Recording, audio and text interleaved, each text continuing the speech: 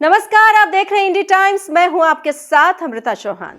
योगी सरकार के दूसरे कार्यकाल का दूसरा बजट बुधवार को वित्त मंत्री सुरेश खन्ना ने पेश किया। वित्त मंत्री ने अपने बजट भाषण में शायरी के माध्यम से योगी सरकार की जमकर तारीफ की।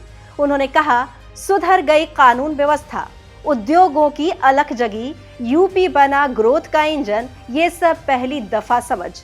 फकत किनारे बैठे बैठे लहरों से मत सवाल कर, डूब के खुद गहरे पानी में पानी का फलसफा समझ। इससे पहले जैसे ही सुरेश खन्ना ने बजट भाषण पढ़ना शुरू किया, पूरे सदन में जय श्री राम के नारे लगे।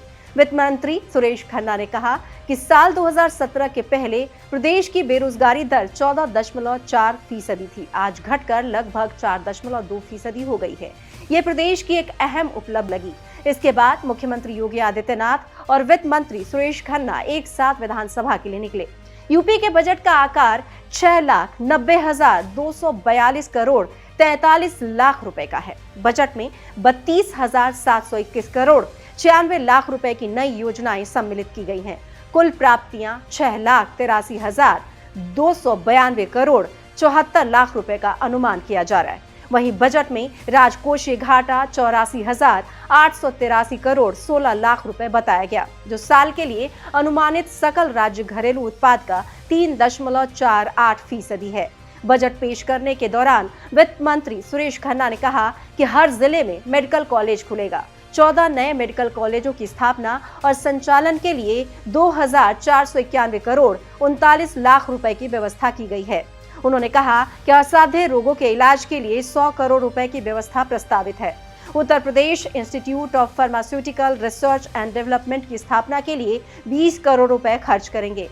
इस दौरान सुरेश खन्ना ने प्रदेश की महिलाओं और बेटियों के लिए भी खुलकर बजट में प्रावधान का ऐलान किया। सुरेश खन्ना ने अपने बजट भाषण के दौरान कहा कि बालिकाओं के प्रति आमजन की सकारात्मक सोच विकसित करने के लिए संचालित मुख्यमंत्री कन्या सुमंगला योजना के अंतर्गत प्रति लाभार्थी को 15,000 तक की धनराशि से लाभान्वित किया जा रहा है। वित्तीय वर्ष 2023-24 के लिए 1,050 करोड़ रुपए की व्यवस्था प्रस्तावित है। सभी वर्गों की बेटियों की शादी के लिए संचालित मुख्यमंत्री सामूहिक विवाह योजना के लिए 600 करोड़ की व्यवस्था प्रस्तावित है और अन्य पिछड़ा वर्ग के निर्धन व्यक्तियों की बेटियों की शादी अनुदान योजना के लिए 150 करोड़ रुपए की व्यवस्था प्रस्तावित है।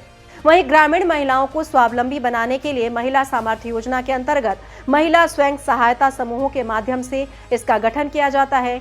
योजना के लिए वित्तीय वर्ष 2023-24 के बजट में 83 करोड़ रुपए की व्यवस्था प्रस्तावित है।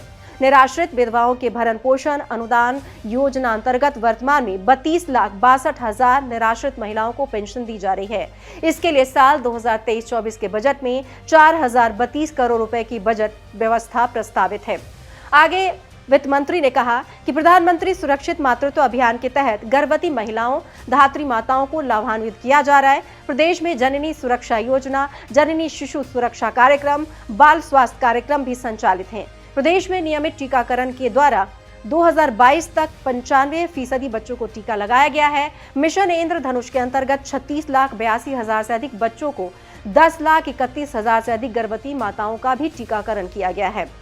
वहीं उन्होंने कहा कि प्रदेश में कानून और शांति व्यवस्था को दृष्टिगत रखते हुए महिलाओं की अधिक से अधिक भागीदारी सुनिश्चित करने के लिए 3 महिला पीएसी बटालियन का गठन किया जा रहा है। बजट में रोजगार को लेकर भी ऐलान किया गया। वित्तीय वर्ष 2023-24 में वस्त्रोद्योग के क्षेत्र में 40,000 रोजगार सृजन का लक्ष्य रखने की बात कही गई। अप्रेंटिसशिप के माध्यम से युवाओं को उद्यमों में भी प्रशिक्षण प्रदान किए जाने के मुख्यमंत्री शिक्षुता प्रोत्साहन योजना के अंतर्गत 31,000 युवाओं को प्रशिक्षित करने का लक्ष्य रखने की बात कही गई।